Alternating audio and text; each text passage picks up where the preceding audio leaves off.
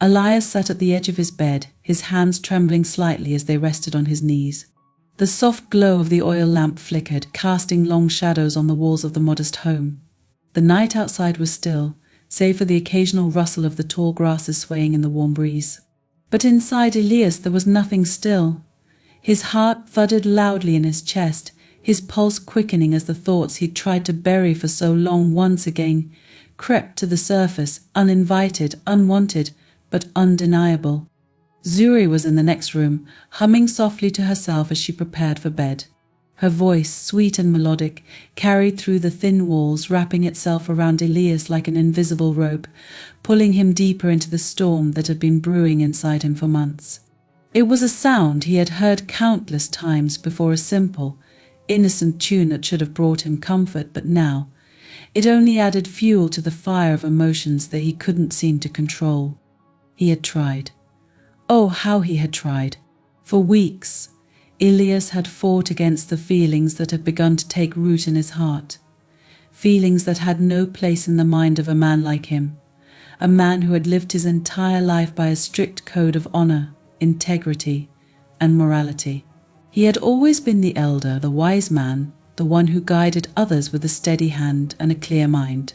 But now that clarity was gone, replaced by a fog of desire that clouded his every thought, every decision. Zuri's presence had become both a blessing and a curse. She moved through the house with the grace of a woman who was completely unaware of the effect she had on him. Her laughter, once a source of joy for Elias, now made his heart ache in ways he couldn't explain. Her simple gestures, the way she braided her long hair, the way her fingers danced across the pages of the books she read in the afternoons, these were the moments that tormented him the most. He would catch himself staring at her, his eyes lingering on the curve of her neck, the softness of her skin, and then the guilt would crash over him like a wave, leaving him breathless and ashamed. Tonight was no different. As Zuri's humming continued, Elias felt his resolve slipping, his self-control eroding with every note that passed her lips. He clenched his fists, trying to steady himself, trying to banish the thoughts that swirled in his mind. But it was no use. The tension between them had reached a point where it was impossible to ignore. It was like a living thing, growing larger and more oppressive with each passing day, suffocating him, making it hard to breathe. He could still remember the moment it had all started to change. Zuri had been by the river washing clothes, her hands working methodically in the water. The sunlight had filtered through the trees, casting a golden glow over her as she worked, and for a brief moment Elias had forgotten himself. He had watched her, his eyes tracing the lines of her body, his mind filled with thoughts that he had no right to entertain. It had been a fleeting moment, but it was enough. From that day on, everything had been different. Now, as he sat in the dim light of the lamp, Elias knew that he was standing at the edge of a precipice. He could feel it, the weight of his desire pulling him closer to the brink. All it would take was one step, one moment of weakness, and everything he had built, his reputation, his honor, his relationship with Zuri, would come crashing down. He had always prided himself on his discipline, on his ability to control his emotions, but now that discipline was slipping through his fingers like sand. Zuri's humming stopped, and the sudden silence that followed was deafening. Elias's breath caught in his throat as he listened, waiting for the sound of her footsteps, for any sign that she was coming toward him. But there was nothing. Only the soft rustle of the wind outside and the pounding of his own heart in his ears. He stood up, his movements slow and deliberate, as though he were moving through water. His body felt heavy, weighed down by the burden of the choices he had yet to make. The door to Zuri's room was slightly ajar, a thin sliver of light spilling into the hallway. Elias approached it, his feet moving of their own accord, his mind screaming at him to stop, to turn back, but his body betrayed him. He reached the doorway and paused, his hand hovering above the wood, trembling as though it no longer belonged to him. Through the narrow opening he could see her, sitting on the edge of her bed, her back to him as she untied the simple cloth that held her hair in place. Her movements were slow, almost rhythmic, and for a moment Elias was transfixed by the sight of her. The air between them was thick with tension, a palpable energy that seemed to fill the room, making it hard for Elias to think, hard for him to breathe.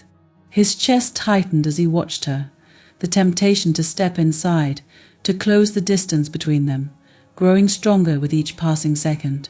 He could feel the heat rising in his body, the fire that had been smouldering inside him for months, now threatening to consume him completely. He swallowed hard, his throat dry, his pulse racing. This was the moment. He knew it. This was the point of no return. If he took another step, if he crossed that invisible line, there would be no going back. Everything would change. And yet, despite the weight of that knowledge, despite the overwhelming guilt that clawed at his insides, Elias found himself moving forward, drawn to her as if by some invisible force. He stepped into the room, the floor creaking softly beneath his feet. Zuri didn't turn around. She didn't seem to notice his presence at first, her attention focused on the simple task of brushing out her hair. But as Elias drew closer, the sound of his breath, uneven and shallow, caught her attention. She froze, her hand pausing mid-motion, her body tensing ever so slightly. Slowly she turned her head, her eyes meeting his in the dim light. For a moment neither of them moved. The silence stretched between them, thick and suffocating, as the reality of the situation settled over them both. Elias's heart pounded in his chest, his mind a whirlwind of conflicting emotions, desire, guilt, shame, and something darker, something that he couldn't quite name. Zuri's gaze was steady, but there was a flicker of uncertainty in her eyes, a shadow of something unspoken that passed between them in that brief, charged moment. Elias opened his mouth, wanting to say something, anything that might break the tension, that might stop what was about to happen. But no words came. His throat felt tight, his mind blank. All he could do was stand there, caught in the gravitational pull of his own desire, unable to tear himself away. And then in the stillness of that moment, everything shifted. Zuri's expression changed, a subtle shift in her features as she seemed to realize something that Elias had been desperately trying to keep hidden. Her eyes darkened, her lips parted slightly, as if she were about to speak, but no sound came out. The air between them crackled with a tension that was almost unbearable, a tension that neither of them could escape. Elias took another step forward, his hand reaching out toward her, his fingers trembling as they hovered just inches from her skin. His mind screamed at him to stop, to pull back, to walk away before it was too late, but his body refused to obey. The pull was too strong, the need too powerful. And in that moment Elias knew that he was lost. He closed the distance between them, his hand brushing against her shoulder, the heat of her skin sending a shockwave through his entire body. Zuri flinched, her breath hitching in her throat, but she didn't pull away. She didn't move. They stood there, frozen in place, the weight of their unspoken desires pressing down on them both, until finally the dam broke. In that instant, everything Elias had fought to suppress came crashing down around him. The guilt, the shame, the fear, they were all swallowed up by the overwhelming tide of his desire, a desire that had been festering inside him for far too long.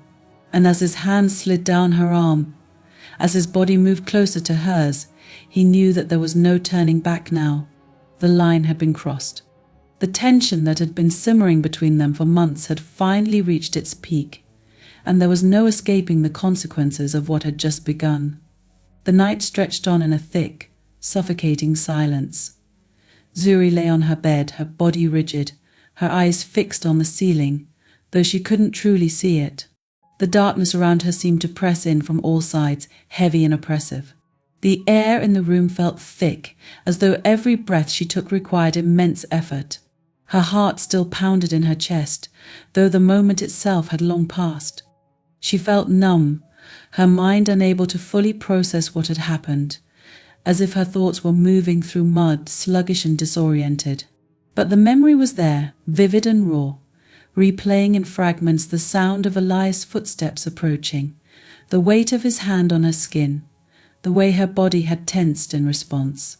She closed her eyes tightly, trying to shut out the images, but it was no use.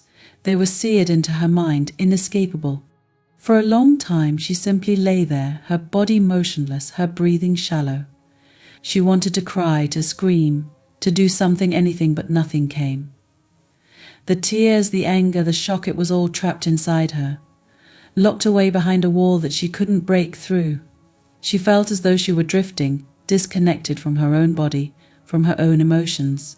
The numbness was a mercy, she realized, because if she allowed herself to truly feel, to confront what had just happened, she wasn't sure she could survive it. Elias had always been her protector, her guide, her mentor, her father figure. He had raised her from the time she was a child, caring for her with a gentle yet firm hand, teaching her the ways of their ancestors, the importance of tradition, of respect, of family. She had looked up to him, trusted him, loved him. And now that trust had been shattered. In one night, in one moment, everything had changed. Zuri's mind raced, trying to make sense of the situation, trying to rationalize what had happened. Perhaps it was her fault. Perhaps she had misread the situation, misunderstood his intentions. Perhaps it was a misunderstanding, a moment of confusion. But as soon as the thought crossed her mind, she felt a wave of nausea rise in her throat. She knew deep down that there was no misunderstanding. Elias had crossed a line, and there was no going back. Her body trembled as the weight of that realization settled over her. The numbness began to fade, replaced by a cold, gnawing fear that coiled tightly in her chest. What was she supposed to do now? How could she face him, live under the same roof as him, after what he had done? She had no one else. Elias was her only family, the only person who had ever truly been there for her. And now the man she had trusted more than anyone in the world had betrayed her in the worst possible way. She sat up slowly, her movements stiff and mechanical, as though her body no longer belonged to her. The room was quiet, the only sound the faint rustle of the wind outside. The village was asleep, unaware of the storm brewing inside her. Zuri hugged her knees to her chest, her mind still reeling from the shock. It didn't feel real. It couldn't be real. This had to be some kind of nightmare, something she would wake up from, her heart pounding but relieved to find that none of it had truly happened. But the weight in her chest told her otherwise. It was real, all of it, and she had to face it. For a moment, Zuri considered leaving. She could slip out of the house, disappear into the night, find somewhere else to turn to. But where would she go? The village was small, and everyone knew everyone. If she left, if she ran, they would ask questions. She couldn't bear the thought of explaining what had happened, of seeing the looks of pity or disbelief on their faces. And where would she even go? She had no family beyond Elias, no place to run to, no one she could confide in. The isolation of that truth hit her like a blow to the chest. Her body ached, not from any physical pain, but from the emotional toll of what had happened. Every muscle felt tense, her skin prickling with the sensation of Elias's touch still lingering on her. She wanted to wash it all away, scrub herself clean of the memory, but she knew that no amount of washing could erase what had been done. Zuri felt trapped. Trapped in the house, trapped in the village, trapped in her own skin. There was no escape from this, no way to undo what had been done. She could leave the house, leave Elias, but the memory would follow her, cling to her like a second skin, a shadow she couldn't outrun. She stood up, her legs shaky beneath her, and crossed the room to the small window that looked out over the village. The moon hung low in the sky, casting a pale, ghostly light over the landscape. Everything seemed so peaceful, so quiet. It felt wrong somehow that the world outside remained unchanged, while her entire life had been turned upside down. Zuri pressed her forehead against the cool glass, her breath fogging the window slightly as she exhaled. She wanted to cry, but the tears wouldn't come. Her chest felt tight, as though her emotions were too big, too overwhelming to process. She felt small, powerless, lost. How could Elias have done this? The question echoed in her mind over and over, but no answer came. The man she had known, the man she had trusted, seemed like a stranger to her now. She couldn't reconcile the Elias she had grown up with, the man who had cared for her, with the one who had crossed that line, who had looked at her with eyes she no longer recognized. As she stood there, staring out into the darkness, Zuri's mind drifted to the future. What was she supposed to do now? How could she go on living in this house, pretending that nothing had changed? How could she sit across from Elias at the table, share meals with him, listen to him speak, knowing what he had done? The thought made her stomach churn. She knew she couldn't stay here, not like this, but leaving felt impossible too. She was trapped between two terrible choices: staying in the house with the man who had betrayed her, or leaving and facing the uncertainty of what lay beyond. Neither option felt bearable. The silence in the house pressed down on her, and for a moment Zuri felt like she couldn't breathe. She stepped away from the window, pacing the small room, her hands trembling at her sides. The numbness was gone now, replaced by a deep, aching sorrow that threatened to swallow her whole. She wanted to scream, to break something, to let out the storm of emotions raging inside her. But she couldn't. She couldn't make a sound. All she could do was carry the weight of it, alone. Her mind kept returning to Elias. She didn't want to think about him, but she couldn't help it. What had happened? What had changed? He had always been there for her, always treated her with care and respect. She had never once doubted his love for her. But now everything felt tainted. Every memory, every moment they had shared, was now cast in a different light, twisted by the knowledge of what had happened. Zuri sank back onto the bed, her head in her hands.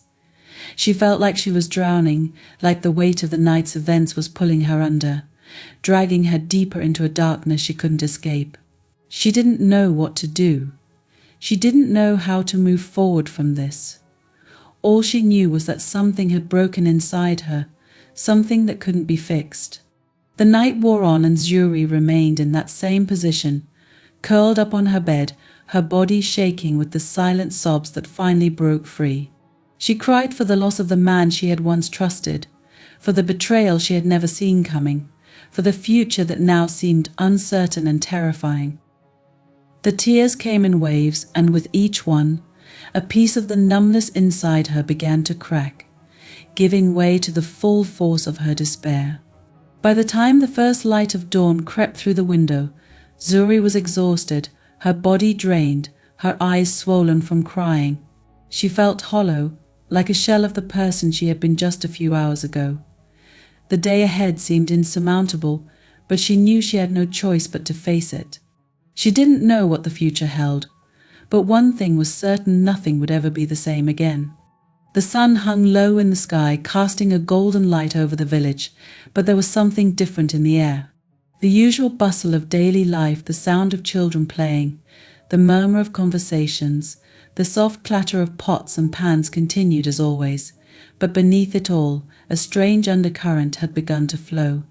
It was subtle at first, almost imperceptible, but it was there, like the faint hum of a storm far on the horizon. Elias moved through the village like a ghost, his body going through the motions of the day, but his mind was elsewhere. His steps were slower now, his shoulders more hunched, as if the weight of his own thoughts was dragging him down. He no longer paused to greet people as he once did, no longer exchanged pleasantries, or offered the gentle advice for which he had long been respected. The air around him felt heavy, thick with something unspoken, something that gnawed at the edges of his consciousness, refusing to let go. The villagers noticed. How could they not? Elias had always been a presence in their lives, a figure of stability and wisdom. They had looked to him for guidance, trusted his judgment, respected his strength, but now he seemed distant, withdrawn. His once steady gaze now flickered with something else, something dark and troubled that no one could quite put their finger on. It started with a few sideways glances, a few whispered comments exchanged in passing. "He's not himself," someone would murmur as Elias shuffled by, his eyes downcast, his expression unreadable. "Something's changed," another would reply, their voice hushed, as if afraid to speak too loudly in case they gave voice to something they didn't fully understand. The conversations were brief, cautious, as if the villagers weren't quite sure what they were sensing, but they knew something was wrong. Zuri, too, had changed. The vibrant, joyful young woman who had once moved through the village with a lightness in her step now seemed weighed down by an invisible burden. She no longer laughed as freely, no longer lingered in the marketplace to chat with the other women. Her presence, once so full of life, now carried a heaviness that couldn't be ignored. Her eyes, once bright and curious, were clouded with something that looked like fear, though she never spoke of it. The villagers noticed this as well. Zuri had always been beloved, raised by Elias after the tragic loss of her parents. She had grown up in the heart of the community, her beauty and grace admired by all.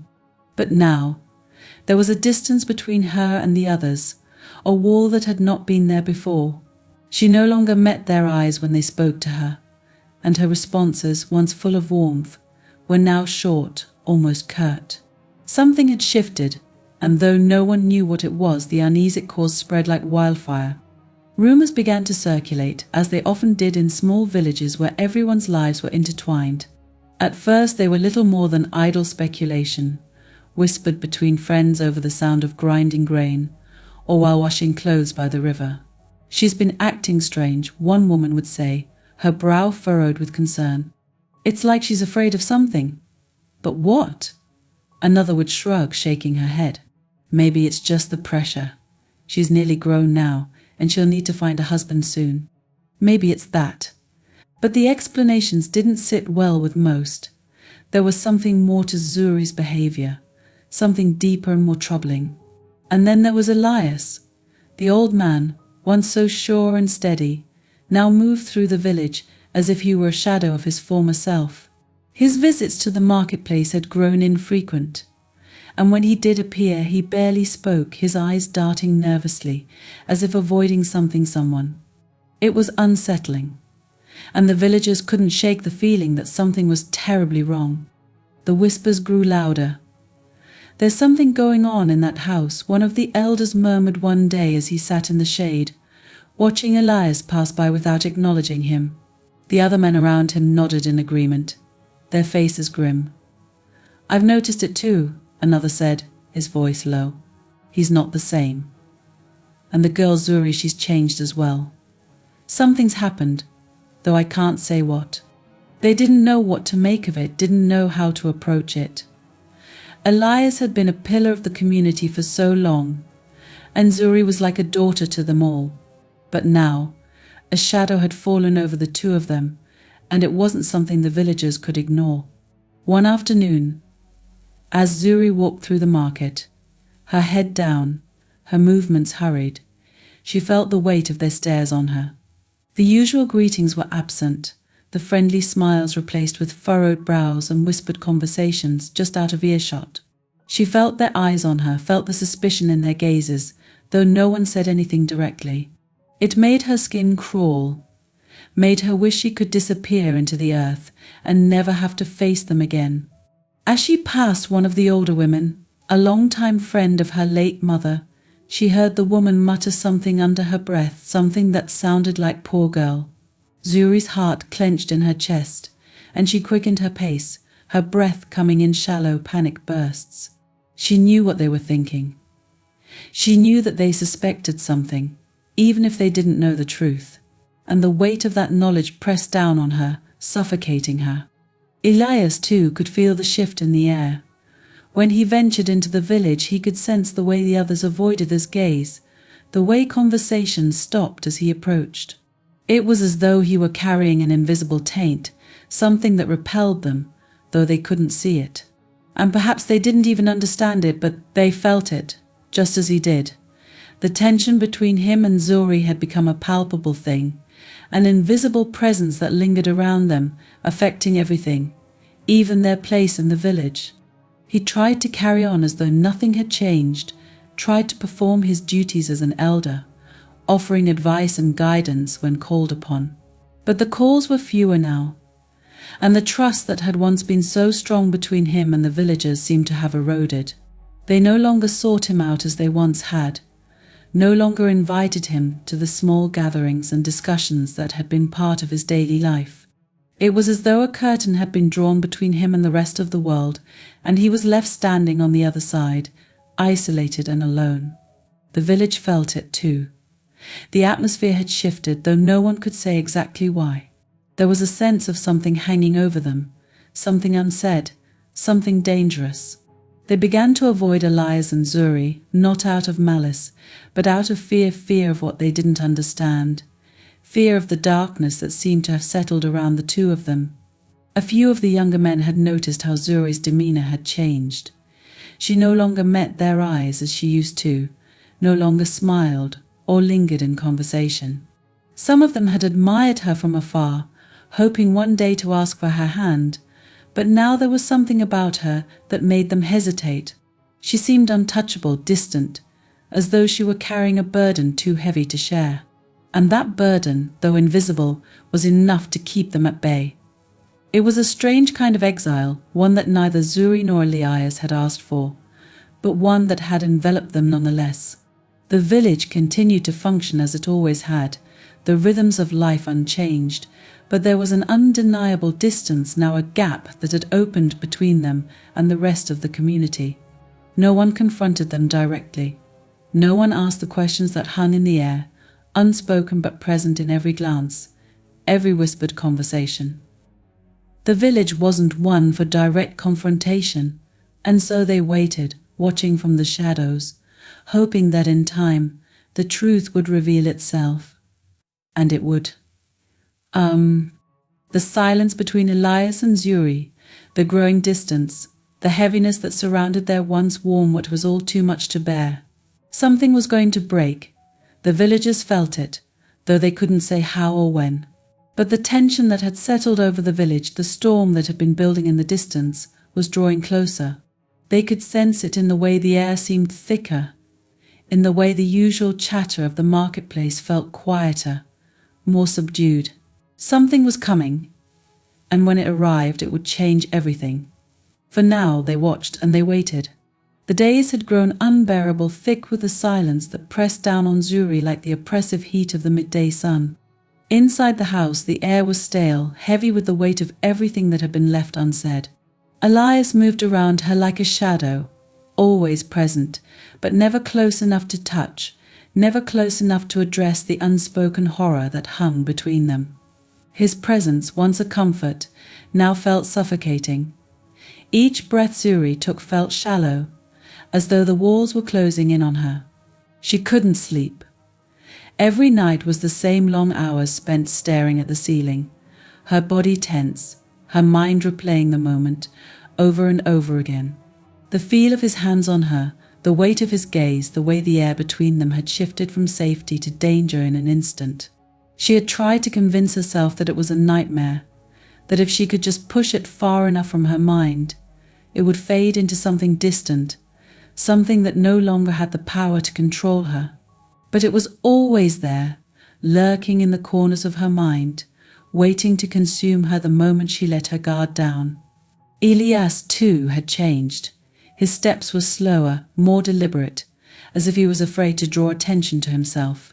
His eyes rarely met hers, but when they did, they were filled with a mixture of guilt and something darker, something she couldn't quite name but felt crawling under her skin. The house, once filled with quiet moments of shared comfort, had become a battleground of avoidance. Every corner held the memory of what had happened, every room a reminder of the boundaries that had been crossed. Zuri couldn't take it anymore. The weight of it all was crushing her, pulling her deeper into a well of despair she wasn't sure she could climb out of. She needed to confront him, needed to say the words that had been building in her throat, choking her each time she tried to speak. She wasn't even sure what she wanted to say. Maybe she wanted an apology. Maybe she wanted to scream at him. Or maybe she just wanted to hear him admit it, to say aloud what had been festering between them in the silence. The evening was thick with humidity, the air sticky and still. Elias was sitting in his usual chair by the small fire, his hands folded in his lap, his head bowed as if in prayer. Zuri watched him from across the room, her heart pounding in her chest. The tension had built to a breaking point, and she could feel it pressing against her, pushing her to act. Her palms were slick with sweat, her stomach twisting with a sickening mix of fear and anger. She couldn't stay silent any longer. She couldn't keep pretending that nothing had happened, that everything was fine. Without thinking, she stood up, her movements sharp and sudden in the oppressive stillness.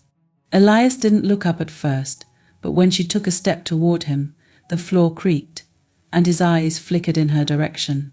There was something in his expression that made her pause for a moment, something hollow and defeated, but the anger inside her flared, pushing her forward.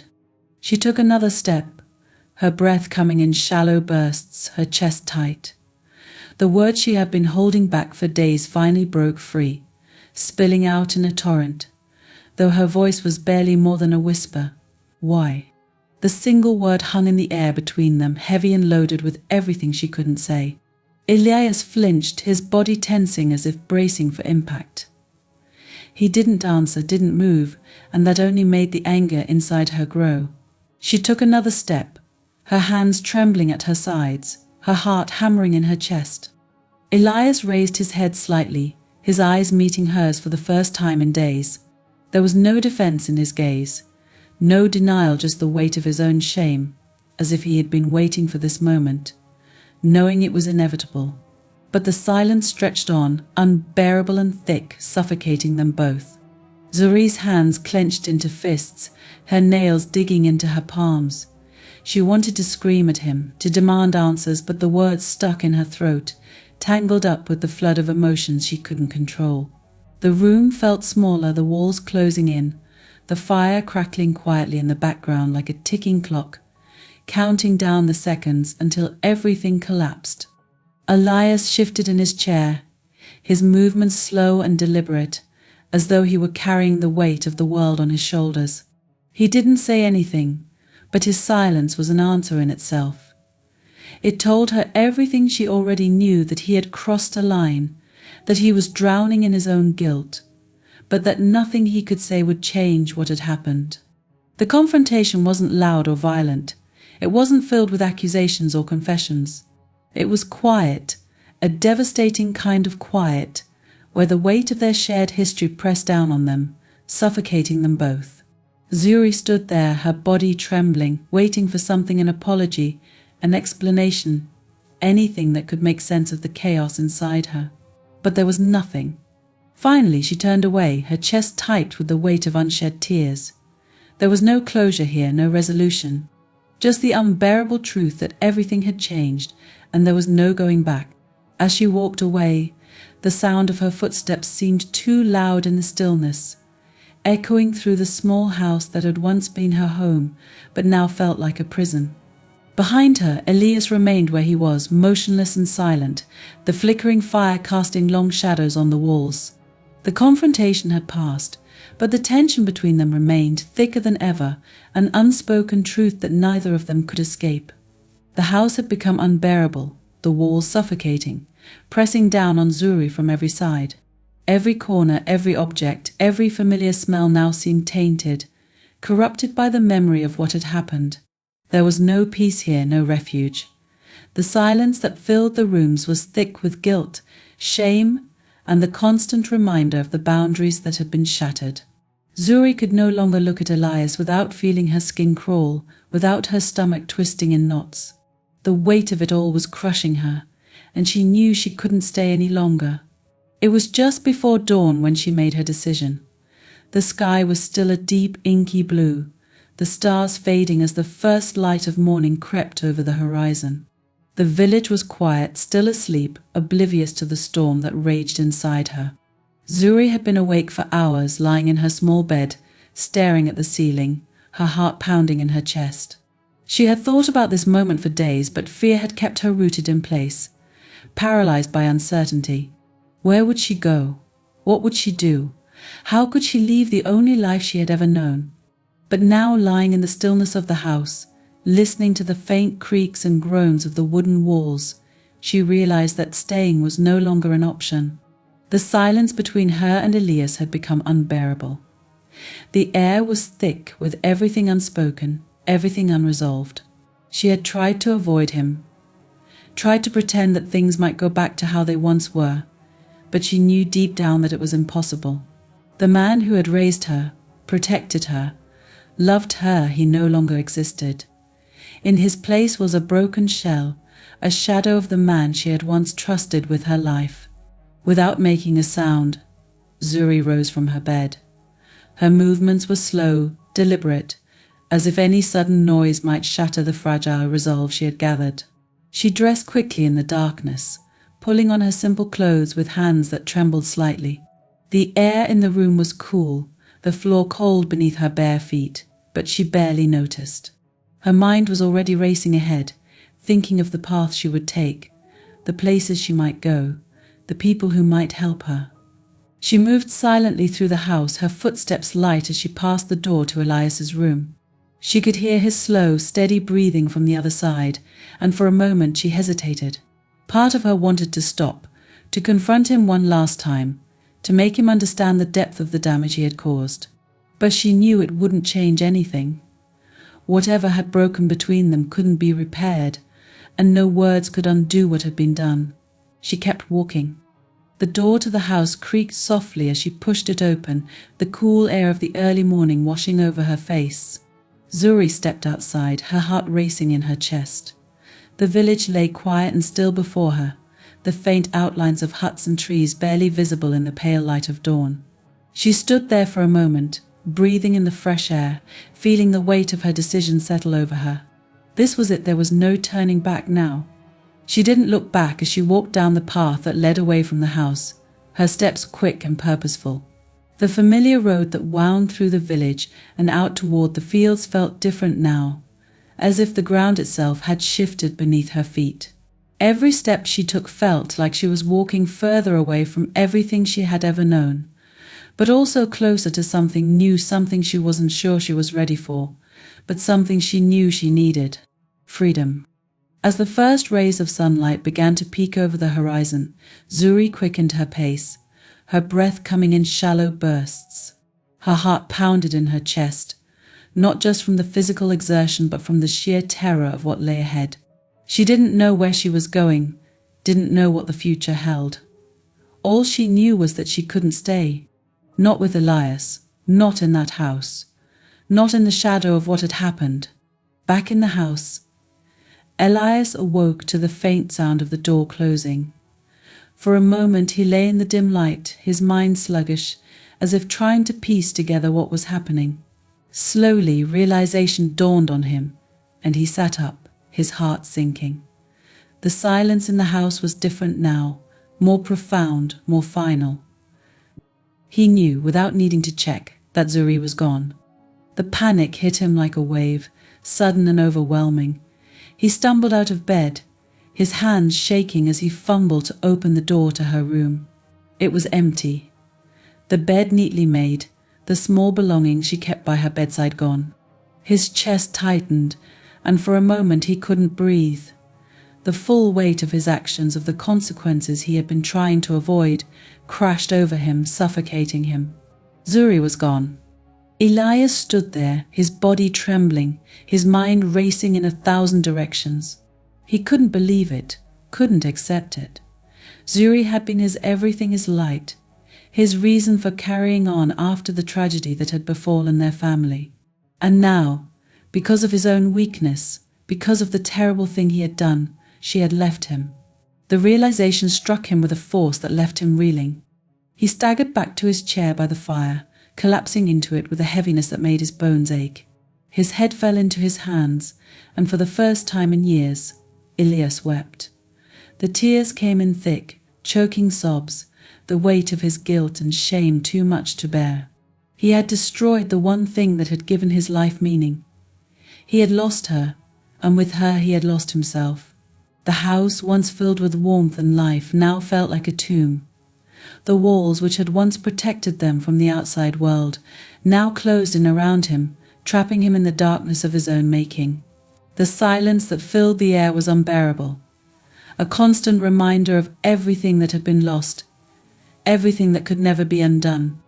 Elias sat there for hours, his body hunched, his mind spiraling deeper into despair. He didn't know how to fix this. He didn't know how to move forward. All he could do was sit in the wreckage of his own choices, consumed by the weight of what he had done. The realization that he was truly, utterly alone now crushed him.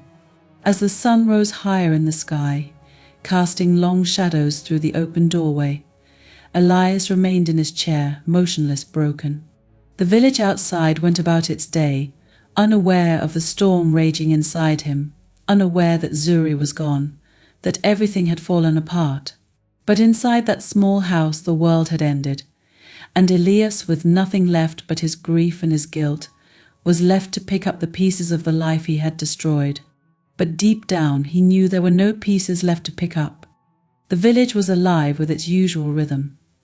The morning sun had climbed high into the sky, casting long shadows across the dusty paths where children ran barefoot, their laughter echoing through the air. Women gathered near the river, washing clothes and exchanging stories, their voices mingling with the sound of rushing water.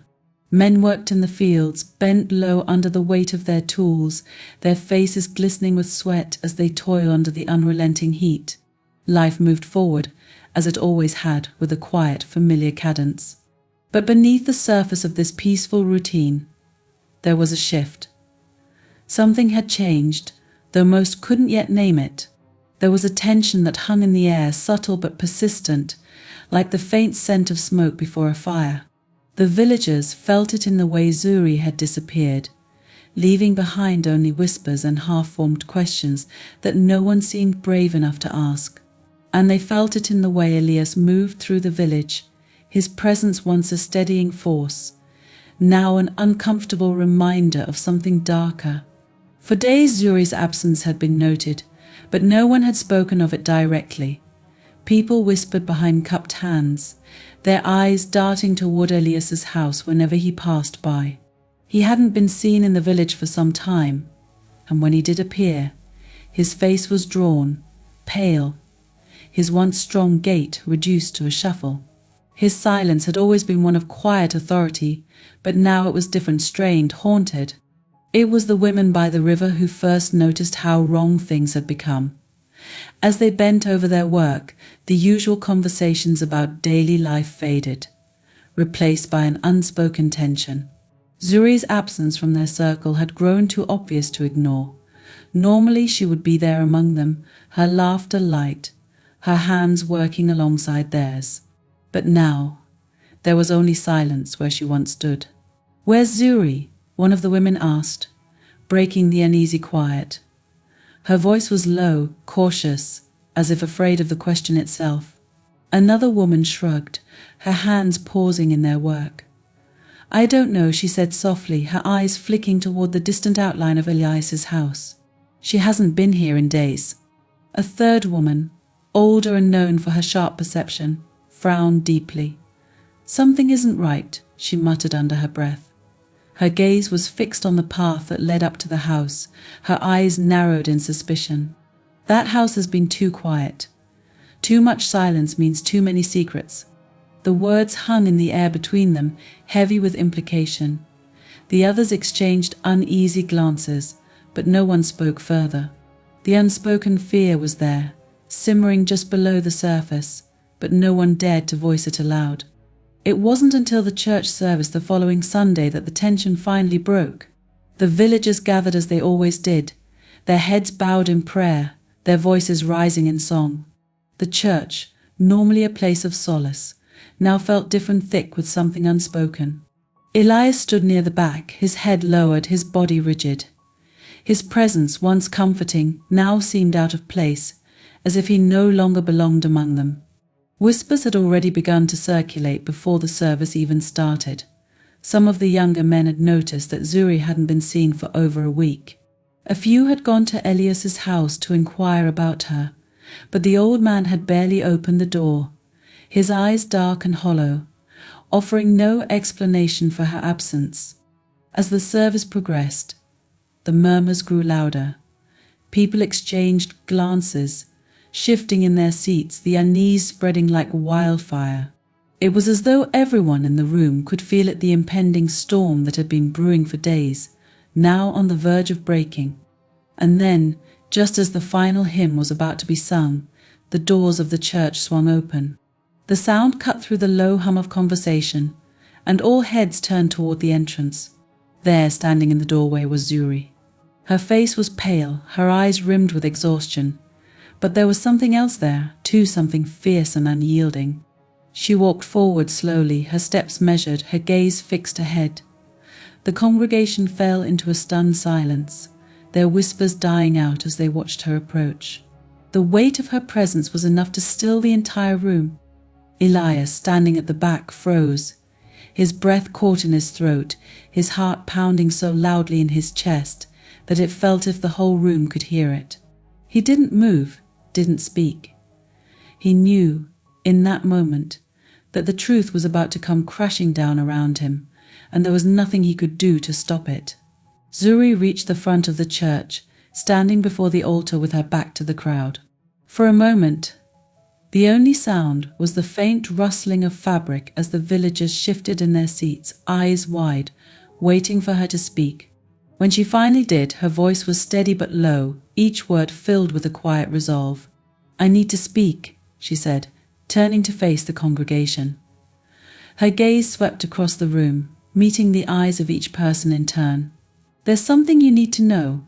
The tension in the room thickened, the air heavy with anticipation. No one dared to move. Even the children, usually restless and fidgeting by this point in the service, sat perfectly still, sensing the gravity of the moment. Zuri's voice didn't waver as she spoke. She told them everything. She spoke of Elias, of the night that had changed everything, of the betrayal she had never imagined possible. Her words were simple, direct, and each one landed like a stone in the silent room. She didn't embellish, didn't raise her voice, but the weight of her story was undeniable. The villagers sat in stunned silence, their faces pale, their expressions frozen in shock. The reality of what they were hearing took a moment to sink in, but when it did, the air was thick with disbelief, horror, and an overwhelming sense of betrayal. Elias, the man they had trusted, the man they had looked to for guidance, had done the unthinkable. At the back of the church, Elias stood rooted to the spot, his body trembling. He couldn't breathe. Each word Zuri spoke felt like a knife, cutting deeper and deeper into him, until there was nothing left but the raw, agonizing truth. There was no defense, no excuse he could offer. He had crossed a line that could never be uncrossed, and now the entire village knew it. When Zuri finished, the silence that followed was deafening. The villagers looked to one another, their faces reflecting a mixture of confusion, anger, and sadness. The betrayal ran deep not just for Zuri, but for all of them. Elias had been a part of their lives, a man they had respected, and now that trust had been shattered, no one moved for what felt like an eternity. Then, slowly, the elders, those who had once stood beside Elias, rose to their feet. They didn't speak, but their message was clear. Elias was no longer one of them. The weight of their judgment was heavy, final. Elias turned and left the church, his steps unsteady, his body sagging under the weight of his guilt. The villagers parted as he passed, their eyes averted, their faces hard. There was no more room for him here. Outside, the sky had darkened, heavy clouds gathering overhead. The storm had finally broken.